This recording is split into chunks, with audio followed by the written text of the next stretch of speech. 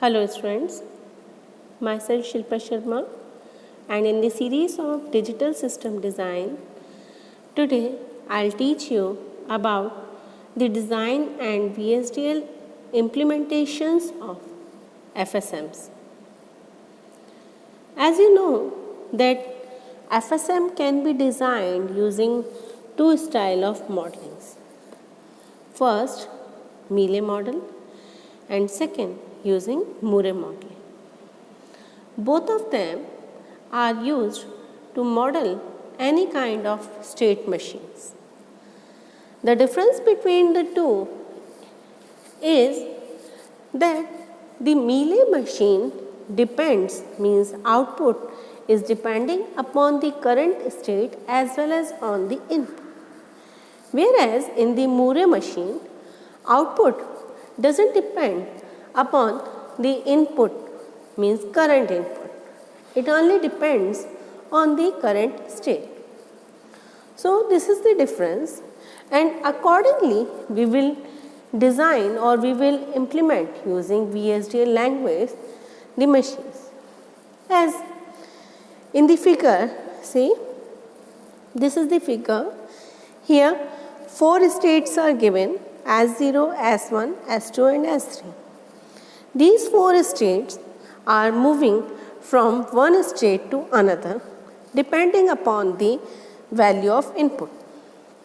Like suppose in the starting, I am assuming that it is starting from the state S0. Now, whenever 0 comes, means input equals to 0, then it will move to another state, and accordingly, according to diagram, it will move from one state to another. Now, in the figure, we can see a Mealy machine is there. How we are recognizing that Mealy machine? Because here we are defining this state as well as input. In this FSM has 4 states: S0, S1, S2 and S3. Outputs you are seeing on the edges. See, this is the output 1000, 0100, 0010. These 4 bits are output bits, and 0, single 1, these are input bits. So, inputs are also on the edges and outputs are also in the edges. Transitions from one state to another take place on the basis of current state and the input, which is known as Mealy machine. So here FSM is actually a counter where input is 1, the state moved to next, and the input is 0, state moves to previous. See, when the input is 1, state moves to S1, and when the input is 0, state remains on the state itself. So this is the functioning of a counter. Here counter we are using is 4-bit only. Only 1 bit is manipulated in the counter. 1 in the 4-bit output move forward or backward, which is depending on the state and the input. See, here I am drawing the block diagram of this counter. In this block diagram, as you can see, up oblique down means counter is doing up counting or down counting. It will be defined by up oblique down. Output count, that means the output 4-bit output is generating here. Clock and reset inputs are merged as we are using the flip-flop. So clock is merged and reset input is also merged. Now, how will write a program in VSDL for Mealy machine? See, first we need to define the library and their use clause. So library IEEE should be defined here, and with the help of use clause, we will define std_logic_1164.all. Okay. Now, 2 parts are there. First is your entity part, and other will be your architecture part, means lower part and upper part. So in entity part, first we will define the inputs and outputs. So as you have seen in the block diagram, how many inputs are there? Clock, reset, up, oblique, down are the inputs there. And how many outputs are there? 4, which is a vector, means count out, which is a std underscore logic underscore vector of size 3 down to 0. Now we will AND this entity. Now I will start writing the architecture. In the architecture part, I am defining it with a architecture name of Mealy underscore BEH. Now, states which are not defined in the input, either the output. So they need to be defined here. So we will use type clause.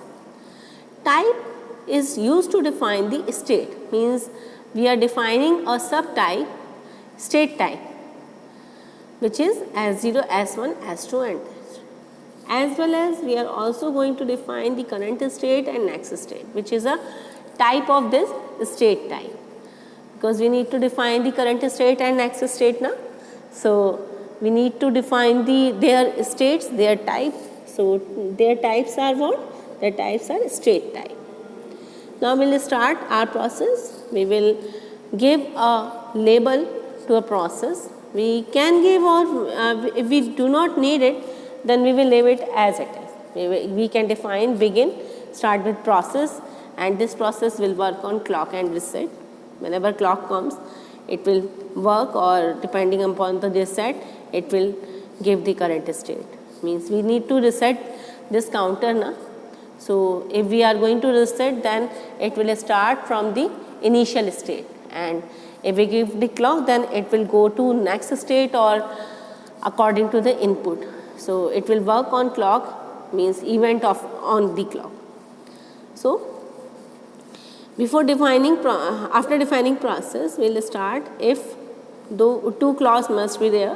One will be RST equals 1 or otherwise according to clock. So if RST equals 1, then current state will be assigned a value of initial state, that means S0, and else if it will be defined by else if clock equals 1, that means an event is occurring on the clock, then current state must be next state.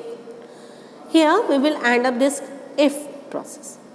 Now we need to define the whole process of their jumping from one state to another, means if this comes, then it will this, or otherwise this. So it will be defined by how much? Begin.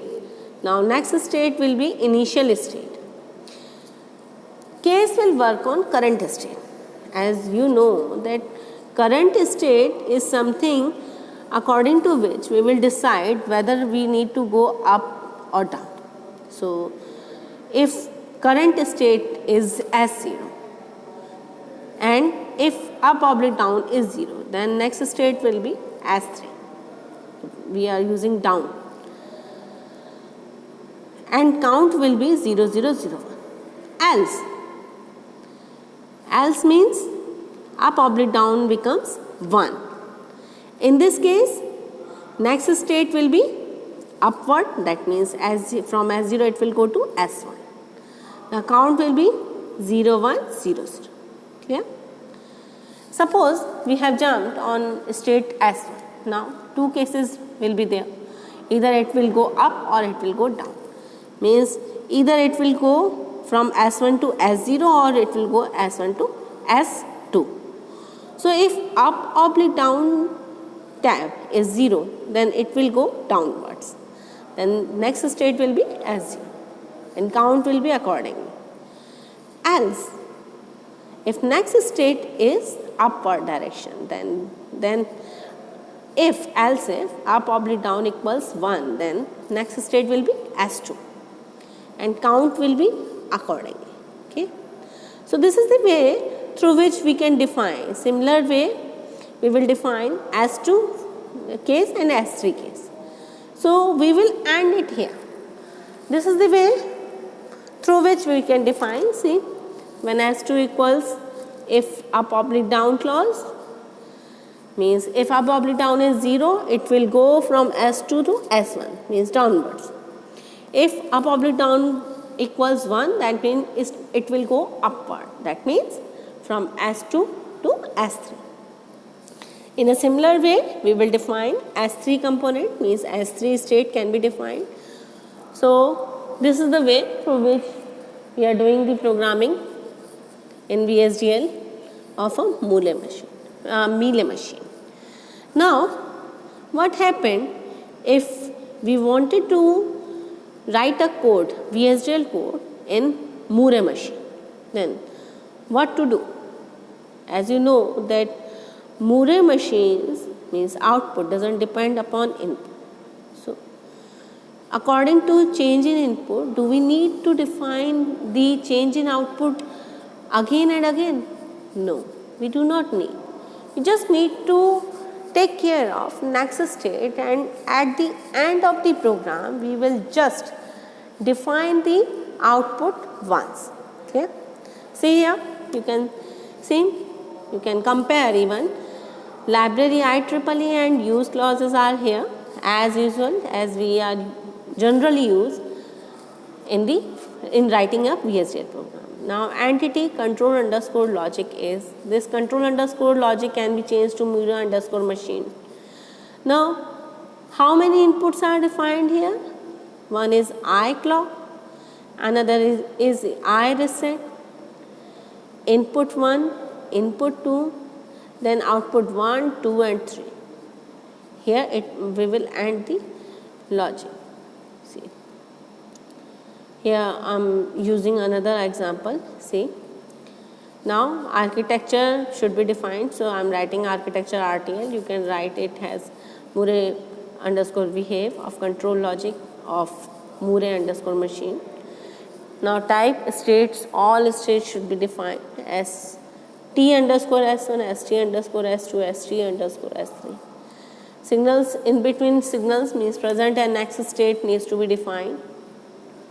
See here, we are applying a process of input clock and reset, just like in a similar way for Mealy machine. Now starting off begin, if reset equals 0, then what will happen? Then present state will be ST underscore S3. Else if clock comes, see here clock equals 0 and clock tick event, in place of that clause we are writing rising underscore age under bracket I underscore clock. So these are the two ways through which we can define the event on a clock. Then if clock comes, then what will happen? Then present state will be a next state, means next state will be assigned a value to the present state, otherwise it will be the previous state. Here we will end process. Now we need to define the process on present state, input and out, input 1 and input 2. Now case RST, as you know that case must be defined, means when ST underscore S1 comes or ST underscore S2, means among the 3 states we need to define each and every state and case must be applied. So whenever first state comes, it means if input equals 1, then next state will be S2, else next state will be the previous one. When we are at the second state, then if input equals 0 and input 2 equals 1, then next state will be S3, else next state will be previous one, means on which state it is, it will stay there. When others, that means the remaining one. So it can be written as when ST underscore S3 and we can write there, or we can write when others. These are the two ways.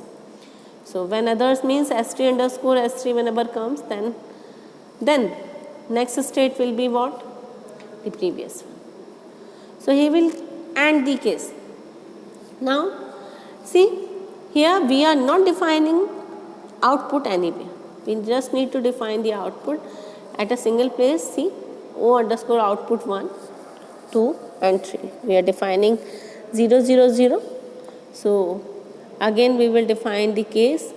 Now whenever this state comes, then output will be defined. Whenever second state comes, then output will be defined. Whenever third case comes, then output will be defined.